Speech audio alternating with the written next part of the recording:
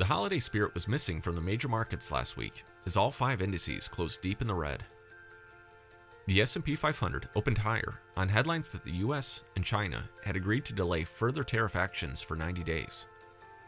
This postponement would provide an opportunity for the two countries to come to a resolution to the current trade tensions.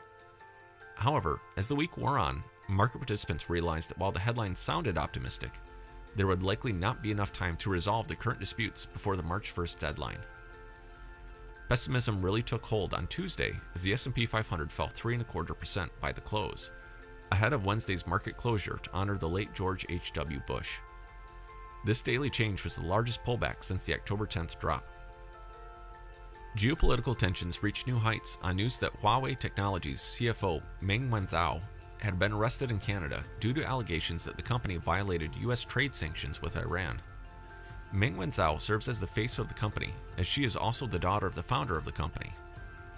While the company may not be a household name for many Americans, the company became the second largest global seller of cell phones this past August.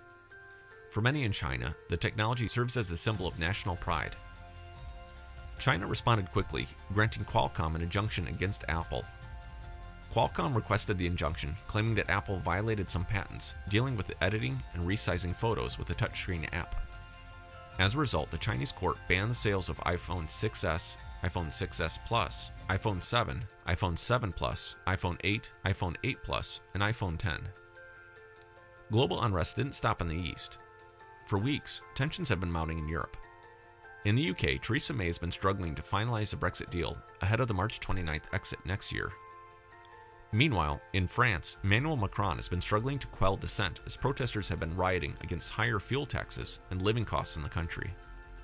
The yellow vest has been a symbol of this protest, as French motorists are required to keep these reflective vests in their car while driving. For this cause, it has served as a means for protesters to be highly visible in their complaints. One somewhat positive area for the markets were in interest rates.